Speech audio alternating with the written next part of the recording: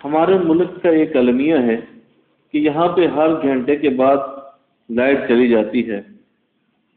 آپ کوئی بھی کام سوائے سونے اور کھانے کے باقاعدہ نہیں کر سکتے۔ روشنی کے ایک گھنٹے میں تو کالم بھی نہیں لکھا جا سکتا، اور کیا کیا جائے؟ پھر بجلی کی اس آمد و رفت سے جو ذہنی کوفت ہوتی ہے وہ کسی کو لکھنے والے کے ذہن کو معطل کر دیتی ہے۔ خود اپنی لکھی ہوئی تحریر بے ربط دکھائی دیتی ہے۔ اسے قارئین کے سامنے کیا پیش کریں؟ اپنی مارکیٹ خراب کریں؟ ہم کارکن مزدور لوگوں کی مارکیٹ ہی تو ہوتی ہے، جس کی کچھ قدر و قیمت ہو تو گزر بسر ہو سکتی ہے، لیکن جس طرح کارخانے والوں کو بجلی اور گیس نہ ملنے کی وجہ سے ان کے کارخانے بند ہیں، اسی طرح گھر بیٹھ کر اپنے لکھنے پڑھنے کا کارخانہ چلانے والے بھی بند ہوتے جا رہے ہیں۔ حکومت نے سوچا کہ جو لوگ کارخانوں کی بندش سے بچ جاتے ہیں اور گھروں میں بیٹھ کر روٹی روزی کا استعمال کر لیتے ہیں، ان کو بے روزگار کیسے کیا جائے؟ چنانچہ ان کے لیے بجلی کا راشن کر دیا گیا، جو عملاً ہونے نہ ہونے کے برابر ہے۔ اس ایک گھنٹے میں تو قلم دوات اپنی اپنی جگہ پر رکھی بھی نہیں جا سکتی۔ بکھرے ہوئے قلمدان کو سمیٹنا اور کام میں لانا بھی ایک فن ہے۔ جب سے بال پوائنٹ ایجاد ہوا ہے، اس نے لکھنے والوں کے خط کو بگاڑا ہے۔ تب سے قلمدان اہتمام تو ختم ہو گیا، لیکن اس جدید قلم میں نوک پلک اور روشنائی سب کچھ ایک ساتھ موجود ہوتا ہے، لیکن لکھنے کی جو رونق کسی قلمدان کو آراستہ کرنے سے ہوتی تھی وہ ختم ہو گئی ہے، اور طالب علموں میں خوشخطی کا سوال بھی اب اٹھتا جا رہا ہے۔ خوشخطی ہم مسلمانوں کا ایک خاص فن تھی۔ ہماری کتابیں حتیٰ کہ دیواریں تک اس خوشخطی سے چمکتی تھیں۔ کسی پرانی عمارت میں چلے جائیں اور دیواروں کے یہ نقش و نگار ان پرشکوہ عمارتوں کے تعمیری حسن پر چھائے ہوئے تھے۔ آج خود میری یہ حالت ہے۔ کسی زمانے میں لکھی ہوئی میری اپنی تحریر بھی مجھے آج خوبصورت دکھائی دیتی ہے، لیکن اب دفتر میں میرے ساتھی اسے آرام سے پڑھ نہیں سکتے۔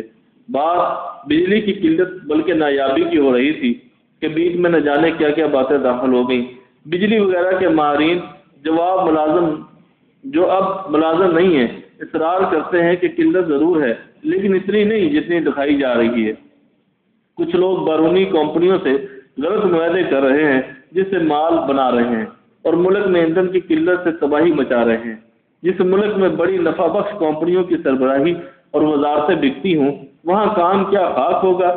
ایسے ملک میں تو منصور اعجاز بھی آنے سے انکار کر دے گا جس ملک میں اس کا بیڑا غرق کر رہے ہیں۔ اس ملک میں ایسی پردیسی کو کون پوچھے گا؟ یہ تو اغوا برائے تاوان کی ایک بہت موٹی اسامی ہے۔ ادھر جب پاکستان کی زمین پر قدم رکھے گا، ادھر اس کے استقبال والے تھیلے لے کر حاضر ہوں گے۔ اسی بے حس پنجاب میں گزشتہ دنوں بجلی کے بندش کے خلاف ایک تحریک چلی، جو سیاسی تحریک بھی بن سکتی تھی۔ چنانچہ جب تحریک میں شدت پیدا ہو گئی، جلاؤ گہراؤ بڑھ گیا، تو بجلی آنی شروع ہو گئی۔ چند دن تو اس حیرت میں گزر گئے کہ ابھی بجلی نہیں آئی، پتہ ہے کیونکہ کام ہی کر لیتے، لیکن جب بجلی آنے کی وجہ سے تحریک ٹھنڈی پڑ گئی تو کچھ وقفہ کے بعد بجلی پھر غائب ہو گئی۔ میں نے ایک بجلی والے سے پوچھا اصل بات کیا ہے؟ اس نے اصل بات کا تو مجھے علم نہیں، بس اتنا معلوم ہے کہ حکم آتا ہے اور ہم بجلی بند کر دیتے ہیں۔ ہم اس کے مطابق بٹن اوپر نیچے کرتے رہتے ہیں، لیکن آپ جب ناراض ہوتے ہیں تو ہمارے دفتر توڑتے ہیں، جلاتے ہیں، جو کل آپ کے بلوں میں رقم کا اضافہ کر کے بحال کیے جائیں گے۔ اس بجلی والے افسر نے بتایا گزشتہ دنوں جب محترمہ بینظیر کی شہادت پر سندھ میں ریلوے کا سامان جلایا گیا تو ریلوے کے محکمے میں خوشی کی لہر دوڑ گئی کہ چلو بیکار بیٹھے بیٹھے ایک کام نکل آیا، مزے کرو۔ اور جب مزے اونچی سطح پر بھی ہوں تو آپ اندازہ کریں بجلی کا بلب اگر آپ کے گھر میں نہ جلا تو کوئی بات نہیں، غالباً 1929 تک تو لاہور میں بھی بجلی نہیں تھی اور ہمارے کئی دیہات میں تو ابھی بھی نہیں آئی، تو لوڈ شیڈنگ کا کیا فائدہ؟ ان حالات میں اپنے گاؤں کا دیا یاد کرتا ہوں۔ آپ کو معلوم نہیں کہ رات کو سوتے ہوئے دیے کا بجانا مرحلہ ہوتا تھا، اور اس سے دھوئے کی بو بڑی ناگوار ہوتی۔ دوسرے جو بجاتا وہ واپس اپنے بستر تک ٹھوکریں کھا کر پہنچتا تھا۔ جیسے ہی کئی ٹھوکریں کھا کر اب کالم کے اختتام تک بمشکل پہنچا ہوں، ایسے بے دلی سے لکھے گئے کالم پر معذرت چاہتا ہوں۔